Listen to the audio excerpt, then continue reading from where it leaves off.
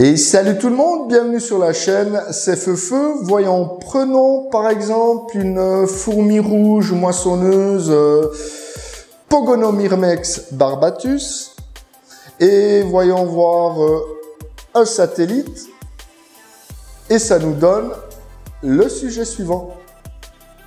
Pogonomyrmex barbatus, c'est ce qu'on pourrait appeler la messore d'Amérique du Nord, puisqu'on la retrouve au Nouveau-Mexique, en Arizona, en Utah, Nevada, Californie, Texas et au nord du Mexique.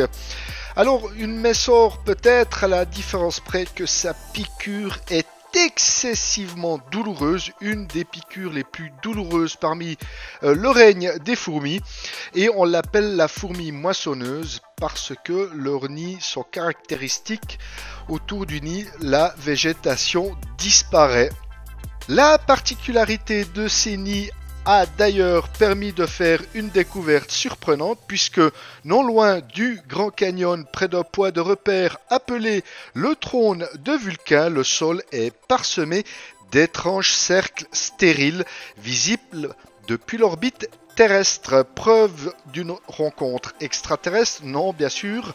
Le coupable est en fait ces fourmis, beaucoup d'entre elles d'ailleurs, tellement que les scientifiques qui les ont découvertes se réfèrent à la région comme le Las Vegas des fourmis. Si comme moi vous voulez découvrir par vous-même le résultat de cette découverte sur Google Earth, je vous partage les coordonnées à l'écran.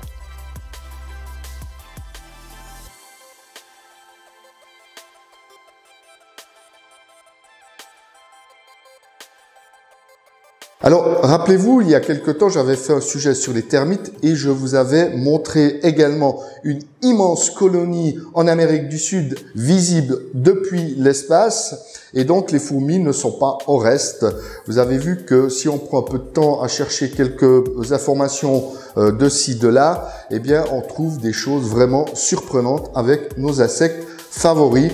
Et c'est là que l'on voit l'impact qu'ils peuvent avoir sur leur milieu naturel. Voilà, c'est un petit sujet surprenant que j'avais envie de partager dans cette vidéo.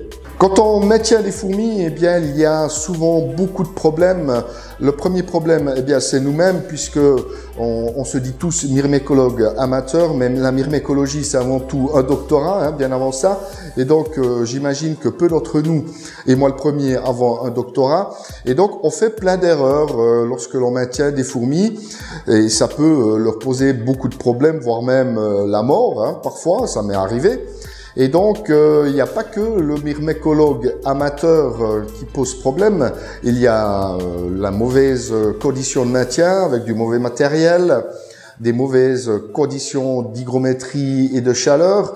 Mais il y a également ce qu'on peut appeler des attaques d'acariens qui peuvent décimer totalement vos colonies.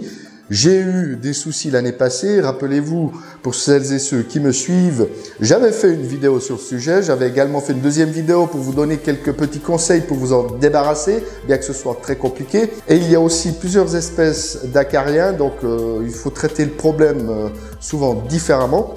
Et donc, suite à ce genre d'épisode, j'ai aujourd'hui dans la Formica Room une première ligne de défense qui se nomme les colamboles et que je vous propose de voir tout de suite en image.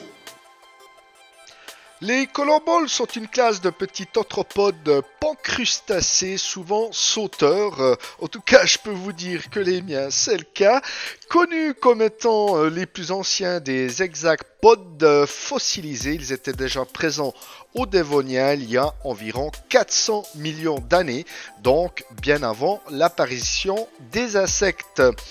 Ils ont longtemps été considérés comme des insectes primitifs. Ils sont aptères et amétaboles. Qu'est-ce que ça veut dire tout ça? C'est-à-dire dépourvus d'ailes et ne passant pas par une phase larvaire.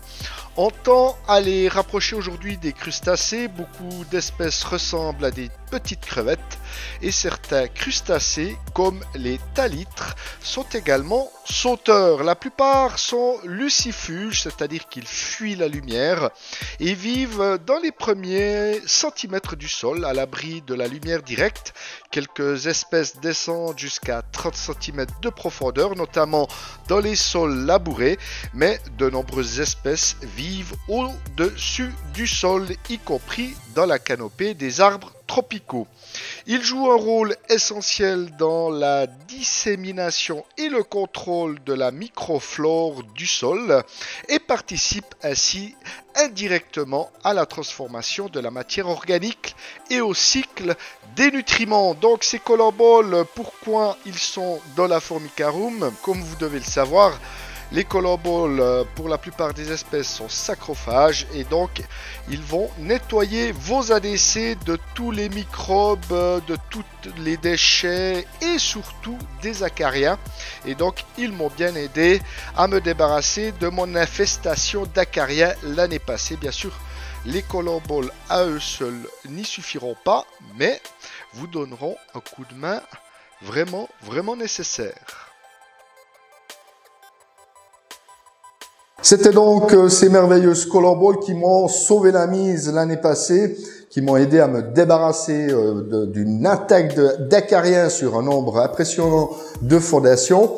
Attention à ne pas mettre entre toutes les fondations, puisque ces collemboles peuvent s'attaquer au couvain si vous les mettez dans une petite fondation.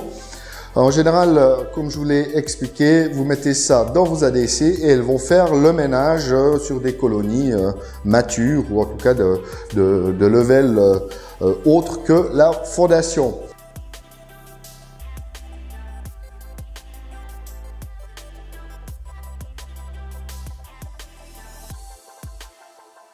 J'espère que ces deux petits sujets vous auront intéressé et je vous propose de nous retrouver pour une prochaine vidéo. D'ici là, plein de bonnes choses pour vos colonies. Salut tout le monde, bye bye et à bientôt.